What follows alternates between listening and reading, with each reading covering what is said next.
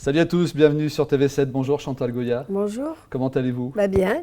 Je suis vraiment ravi de vous accueillir ici dans Open, dans les locaux de Sud-Ouest TV7. Le soulier qui vole fera étape le samedi 26 octobre à 14h30 à l'Arkea Arena de Florac. Un rendez-vous incroyable pour fêter vos 40 ans de scène. Je vous repose la question avant d'en parler. Chantal Goya, comment allez-vous? Je vais très très bien. Je suis très heureuse d'être ici à Bordeaux. Ouais. On ne vous avait pas vu depuis le Pain Galant, je crois, à Mérignac. Oui, mais j'étais venue à Bordeaux il y a 3 ans oui, c'est ça. Avec la planète merveilleuse. Charles Trenet disait de vous que vous mettez du miel dans le cœur des enfants. 40 ans plus tard, qu'est-ce qui vous donne encore l'envie d'offrir toutes ces friandises à votre public? C'est un public tellement fidèle et tellement généreux. Je les appelle les petits d'hier. Je les ai tous connus petits. Et aujourd'hui, ils sont papa et maman. Ils viennent avec leurs enfants et c'est le plus joli cadeau que je puisse avoir. Ouais. Les grands-parents aussi. Ça fait combien? 3, 4 générations? Peut-être 3 ou 4, peut-être 4. Ouais, on n'est pas loin des 4. Hein. Ouais, on n'est pas loin des 4. Ouais. Barbara, que vous aimez beaucoup, que vous aimiez beaucoup, vous avez prévenu que vous seriez beaucoup jalousée, mais que vous deviendriez une institution. Vrai. Ça fait quoi de se dire qu'on est une institution en France? Ça fait drôle parce qu'au départ, je n'étais pas faite pour chanter. Pour quelqu'un qui ne devait pas chanter, j'ai réussi. Vous deviez être là à ma place? Oui, je devrais être journaliste et vous auriez chanté le lapin. Je ne suis pas sûr. J'aurais fait Bécassine peut-être, ou Panda, mais le lapin ou pour Capitaine Flamme. Non, mais je pense que Barbara, c'était quelqu'un qui était très médium, qui voyait loin. Et elle avait repéré que quelque chose entre le public et moi était très important. Et c'est pour ça qu'elle a jugé de me dire ça. Et c'est vrai que c'est une des plus jolies phrases qu'elle ait pu me dire, parce que, y compris Jean-Jacques, m'avait tout dit au départ quand je l'ai connu. Et donc, le 26 octobre, à l'Arkea Arena de Bordeaux, le soulier qui vole, le retour. Donc, voilà. Combien de temps après? On va dire 40 ans, parce que c'est mes 40 ans de scène. Et surtout, j'ai voulu garder tout ce qu'on avait gardé depuis toujours. Parce que moi, j'ai gardé tous les décors, les costumes, les robes, la bande-son, tout ce qui a été important dans ma carrière, je l'ai mis dans des hangars et je les ai gardés. J'ai tous mes spectacles, j'en ai 7. Et ça fait un énorme hangar. Du reste, j'espère un jour faire une exposition de tout ça, peut-être à Bordeaux. Pourquoi pas. Avec en quoi il est mythique ce spectacle? Écoutez, quand on voit un soulier qui fait 500 kilos qui arrive dans une musique symphonique, les gens à l'époque ne comprenaient pas. Ils étaient très très émerveillés et aujourd'hui ils retrouvent la même chose. Donc ça leur donne une émotion parce qu'on a tous en soi, dans notre cœur, un enfant qui sommeille. Donc ce retour à l'enfance revient automatiquement avec toutes ces chansons et mon apparition dans le soulier. Et voilà, c'est un joli moment aussi d'écologie pour expliquer que les cigognes partent loin et qu'il faut les protéger. Donc il y a 40 ans déjà, vous étiez concerné par le problème de l'écologie? Déjà le lapin pour moi c'est une chanson écologique. Elle a été faite en 75, 76 avec mes enfants à la campagne qui en avaient marre que les chasseurs tuent les lapins. Et si les lapins avaient des mousquetons, vous tirez dessus. Donc déjà mais toutes les histoires viennent des enfants en fin de compte. Ou de mes enfants, ou des enfants de... Ça n'a jamais été calculé, en fin de compte. Je crois que le succès de ma carrière, c'est que rien n'a été calculé et que j'ai suivi un chemin qui s'est mis devant moi et j'ai toujours suivi. L'avenir de notre planète aujourd'hui, là, en septembre 2019, est-ce qu'il vous inquiète? Oui, c'est inquiétant parce qu'on n'a jamais eu des étés aussi chauds. Moi, je vis beaucoup dans le Berry et je vois la terre qui se craquelle. Je vois des maisons de gens, de cultivateurs qui ont des maisons qui vont s'effondrer parce que c'est fait dans des matières qui ne sont pas du béton. Et il ne pleut pas, quoi. C'est affolant, mais ça, c'est nous qui avons un petit peu abîmé notre planète. Déjà, j'ai des milliers de camions qui passent dans le village, on devrait les arrêter. C'est pas possible. Ou les mettre dans des trains, ou leur faire payer des taxes tellement chères qu'ils ne pourront plus passer. Voilà, faut le noter tout ça. Moi, je le note et je le dis, parce que je suis la première concernée. Et j'avoue que quand la nuit, j'ouvre la fenêtre et je vois un camion qui passe à 100 à l'heure dans un petit village en grillant le feu rouge, qui part en Espagne depuis je ne sais pas où. Ouais. Mais il faut les taxer, puis ils vont comprendre. Ils quittent l'autoroute pour ne pas payer d'argent et ils vont sur nos routes départementales. Bon, je vais encore me mettre à dos tous les camions, mais je m'en fiche. Vous le disiez tout à l'heure, normalement, vous deviez être là, à ma place. Oui. Vous vouliez vraiment être journaliste? Mais oui, moi, je ne vois pas comment je pouvais chanter. Je ne suis pas une vraie chanteuse, je ne comprends rien à la mesure, je le dis ouvertement. Quand il y a plein de musiciens dans une séance, je demande déjà que les violons ne jouent pas trop, parce que c'est tellement joli ce que j'entends, je me dis, mais où je vais mettre ma voix? Moi, je trouve que c'est très beau comme ça, sans ma voix. Oui, vous ne pouvez pas dire que vous ne comprenez rien à la mesure, parce que vous chantez en rythme. Mais bien sûr, je chante en rythme, parce que je chante sur les batteries, la mesure. Mais quand il y a les violons qui rentrent, là, je suis perdue. Je le dis, parce que Jean-Jacques, ça le fait rigoler. Il me dit, c'est quand même spécial. 40 ans plus tard, donc. Toujours là, mais je connais mes arrangements par cœur. C'est peut-être ça qui m'aide aussi. Mais alors, qu'est-ce qui a fait justement que vous n'avez pas été journaliste? Parce que vous avez enregistré votre première chanson, c'est bien Bernard, je crois. C'est Daniel Philippaki qui a choisi à l'époque de me consacrer, en disant j'aimerais qu'elle chante. Ah non, j'ai dit non, c'est pas possible. Et puis dans la rue, Jean-Jacques a vu un petit gosse qui s'appelait Bernard. Tu t'appelles comment Bernard? J'ai l'idée, c'est bien Bernard, le plus vénard de la bande.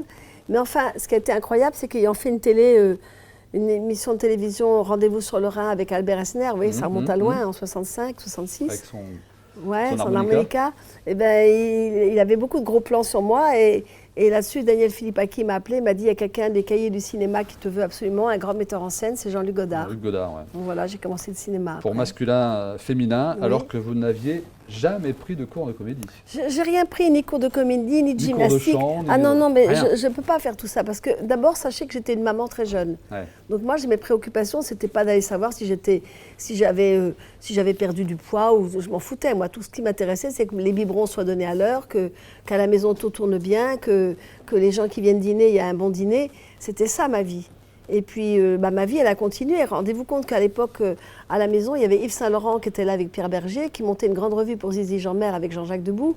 Et moi, j'avais des spectacles, mais pas vraiment. Mais c'est surtout Roland Petit qui a dit à Jean-Jacques, bah, tu vois, ta femme, je peux dire qu'un jour, elle fera une énorme carrière. Je dis, mais je ne fais pas de carrière, moi. Je vous sers le thé, je fais la cuisine, je fais le ménage, je fais la vaisselle, mais je ne vais jamais faire de carrière. Bah, vous voyez, c'est arrivé. Et vous vous lanciez comme ça devant les caméras de Godard, qui représentaient la nouvelle vague, sans aucune appréhension. Comme sans ici rien, avec comme ça. vous. Ah ouais. Mais pourquoi voulez-vous que j'ai de l'appréhension? C'est une machine, elle ne va pas me faire peur quand même. Ouais, mais il y avait un Non, mais- réalisateur mythique derrière ces machines. Ah ben, je n'ai même pas fait attention. Ouais. Non. Oui, mais moi j'étais élevée par des parents qui étaient très cool et qui m'expliquaient tout. Donc j'avais pas peur. Hein. J'ai jamais eu peur dans ma vie. Quand je suis née au Vietnam, il y avait le Viet Cong qui voulait tuer mon père. Je dis, vous tuerez jamais mon père et puis c'est tout. Mais je suis quelqu'un qui est très positive et je ne suis pas trouillarde de rien. Hein. Je peux vivre à la campagne toute seule, isolée, j'ai pas peur. Vous savez qu'un jour, dans une campagne près de Paris, à minuit, il y a une voiture qui est arrivée la nuit, tout doucement sur les graviers. J'étais avec ma petite fille qui ne dormait pas. On a regardé toute la lumière allumée dans la voiture, ça fait peur. Hein. Moi, j'ai pas eu peur. Le monsieur, il est sorti, il m'a dit, où est la route de Dreux? J'ai dit, bah, vous passez par là, vous arriverez là, c'est très vite sur l'autoroute. Non, mais montrez-moi sur une carte, je vais vous le montrer. Je me suis dit, oh là là, il est bizarre celui-là. Alors hop, j'ai attrapé une espèce de grande cuillère en bois. Je dis, voilà, vous faites ça, là. Et puis il est parti. Le lendemain, j'avais un grand rendez-vous à la télé avec un réalisateur de télé qui venait déjeuner chez moi, qui m'a dit, je ne peux pas passer. Je dis, mais pourquoi? Toute ta forêt est remplie de flics. Je dis, mais pourquoi? Parce que Jacques Messrine est venu chez toi. Je dis, ah bon? Ben, je ne l'ai même pas reconnu. Il me demandait la route, puis c'est tout, mais je n'ai pas eu peur. Il avait été poli.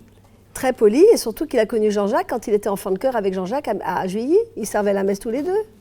D'accord. Donc il venait chercher Jean-Jacques plutôt que moi. Mais il a vu qu'il n'était pas là, parce que ces gens-là, ils savent très bien où est le vrai et le pas vrai. Hein. Et donc il a repéré que j'étais vraiment toute seule, mais il ne m'a pas du tout embêtée. Anecdote incroyable en tout cas. Hein. Ah oui, je vous la donne. Incroyable, hein. incroyable. Ouais. Vous chantez la joie, vous chantez le bonheur, alors que votre jeunesse, vous en parliez il y a un moment, elle n'était pas très tendre, c'est rien de le dire. Vous quittez l'Indochine à l'âge de 4 ans, Oui. en pleine guerre. Oui. Dur, hein? Ben, il fallait vite se sauver et partir. Il y en avait que 2 sacs de charbon avec un petit peu d'argenterie, quelques vêtements. Et peut-être ce qui m'a donné un grand vide, parce qu'on cherche toujours, moi je cherche le pourquoi du comment quand ça ne va pas. Je ne peux pas dire, je ne me plains pas parce que je ne suis pas comme ça, mais je me dis, mais pourquoi je suis comme ça? Pourquoi il y a un vide? Le vide, ben, c'est simple, c'est que quand je suis quitté le Vietnam, ma nounou qui m'avait élevée n'était pas là. Maman ne me l'a pas dit, Ouais, et ouais. elle a disparu dans le brouillard, donc je ne l'ai jamais revue. Donc ça m'a fait un vide. Mais comme je sais compenser tout de suite, j'ai embrayé, et j'ai vu que mon père, au fond de cale, était très malade, qu'on n'avait pas grand-chose à manger. Je suis montée tout là-haut, où là-haut on mangeait bien. Alors je descendais des plats entiers, voilà, je m'occupais la tête. Donc je descendais à 4 ans des gros plats, et mais d'où elle sort tout ça? Ben, j'allais, c'est mon papa, il est malade, il faut plein de bonnes choses à manger, que je descendais. Puis après, je suis arrivée rue de Paradis, j'ai dit à maman, ben voilà, on est rue de Paradis, c'est quand même mieux que d'être rue C'est le de paradis. l'enfer. Ça y est, on est bien. Vous êtes arrivé en France à Marseille, hein? Marseille. Vous vous rappelez de votre arrivée en France? Oui, j'ai vu ma grand-mère et j'ai dit, c'est ça la France. Et ma grand-mère, elle me cherchait, elle dit, où est Chantal? Je dis, bah, c'est moi. Elle me dit, mais t'es toute petite. Je me dis, bah oui, je suis pas grande. Et mon frère était petit aussi. On était tous les deux des petits-enfants. Et ce qui se passait, c'est qu'à chaque fois, on disait à ma mère, qu'est-ce qu'elle est intelligente pour ses 6 ans? Mais je dis, mais non, elle a 12 ans. Toujours une différence d'âge. Ben voilà, c'est comme ça. C'est vrai que sur le bateau, vous jetiez vos robes aux poissons? Non, les robes de mes parents, de Ah maman. bon? C'est pas les miennes. Ah bah oui. J'ouvrais le hublot au canal de Suez et j'ai mis toutes les robes de maman par la fenêtre. Et quand elle est venue, je dis, mais maman, c'est pour que les poissons aient de belles robes. Donc elle est arrivée en combinaison avec un petit truc tout simple. Ouais.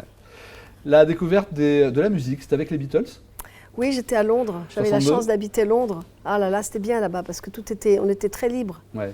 Et en Angleterre, C'est vrai que j'étais totalement libre parce que j'avais d'abord ma chambre, ça c'était très important. Et pourtant, c'était une punition l'Angleterre là-bas. Oui, ben, c'était Vous aviez raté votre bac parce que vous n'étiez pas allé à l'oral, je crois. Oui, je n'étais pas réveillée. Mon père m'a dit, allez hop, c'est l'Angleterre tout de suite. J'ai dit, ok. Alors d'abord, il m'a mis dans une famille de fermiers. Ouais. Alors avec mes chaussures vernies et mes kilts, ben, ça n'allait pas du tout. Et je vois arriver des animaux énormes. J'ai dit, mais c'est quoi ça? Il m'a dit, c'est des gros cochons, vous allez vous en occuper. J'ai dit, ah non, non, moi je m'occupe pas des cochons, je ne sais pas le faire. Hein. Alors j'ai appelé papa qui m'a dit, bon, on va changer de famille. Donc il m'a mis à Londres même.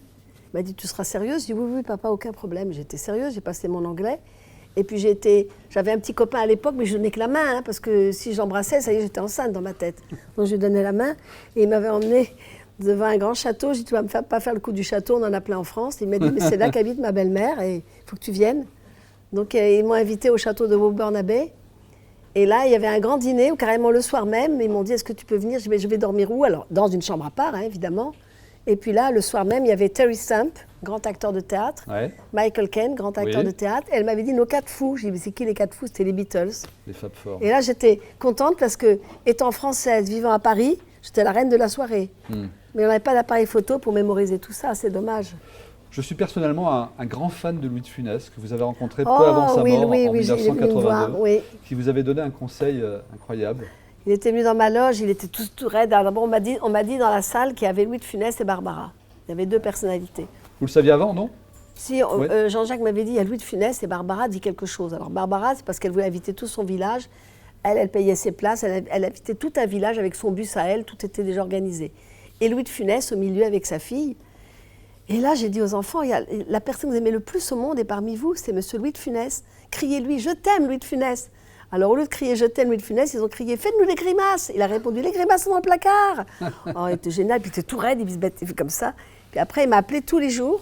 Et puis il m'a dit, tu sais Chantal, il faut que tu prennes, il me tutoyait tout de suite, il faut que tu prennes un cahier, un crayon, dis bien à Jean-Jacques, tu te mets dans un café et tu notes tout ce que tu vois dans la rue. C'est un théâtre, la rue. Il y a le bougon, il y a le ci, il y a le ça, il y a le méchant, il y a le gentil, il y a celui qui est prétentieux. Tu vois tous les caractères dans la rue. Et ne perds jamais ces notes parce qu'elles te serviront beaucoup. Nous arrivons au bout de cette rencontre ici dans les locaux de Sud-Ouest TV7. Qu'est-ce qu'on peut vous souhaiter pour les années à venir, Chantal Goya? Plein de bonnes choses, la santé, parce que c'est important d'avoir la santé. Hein.